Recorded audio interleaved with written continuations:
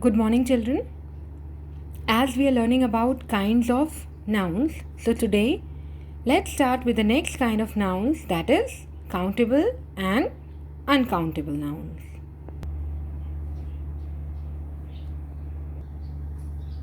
Okay, so countable nouns. Now, countable nouns, as the name itself says, countable. So, these are the nouns which can be counted.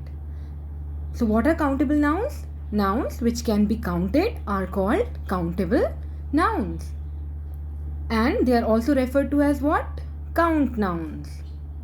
For example, book, pen, apple, they can be counted. Like we can say one book or two books. Similarly, one pen, two pens, one apple, two apples, etc. And uncountable nouns are those nouns which cannot be counted. So, nouns which cannot be counted are called what? They are called uncountable nouns or uncount nouns. For example, milk, water, sand. You cannot say one milk or two milk. You cannot count it. But you can count glasses of milk, like one glass of milk or two glasses of milk. Same is for water. Now, bread is also uncountable. We do not say one bread or two breads, but we can say two loaves of bread or two slices of bread. In the same way, soap is also uncountable, but we can count the cakes of soaps. So, countable nouns can be counted and uncountable nouns cannot be counted. Now open page number 18 of your grammar book.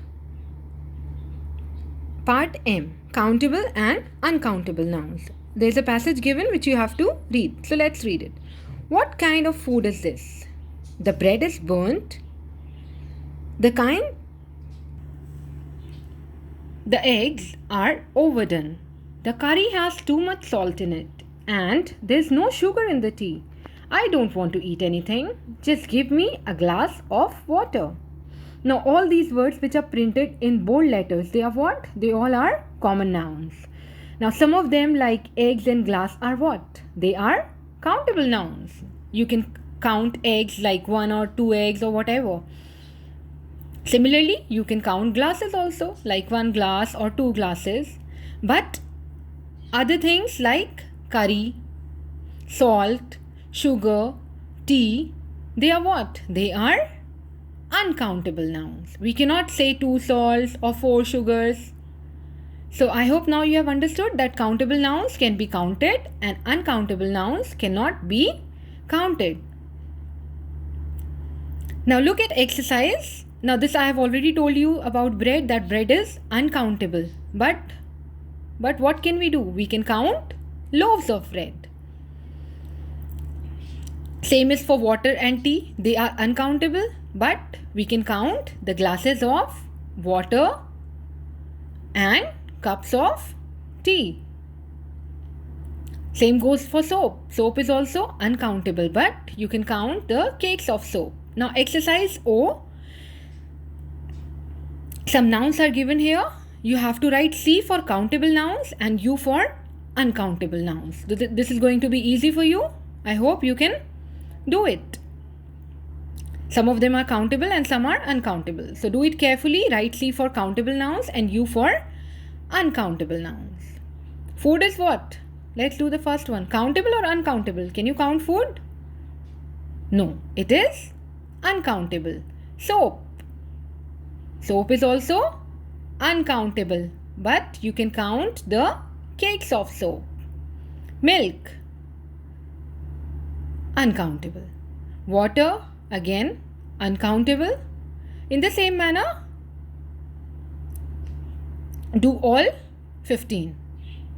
It has 15 parts. First 4 I have orally done with you. So you can do it in your book. So, with this exercise, we have completed the chapter nouns. We have done about all kinds of nouns: common nouns, proper nouns, collective nouns, abstract nouns, and countable and uncountable nouns.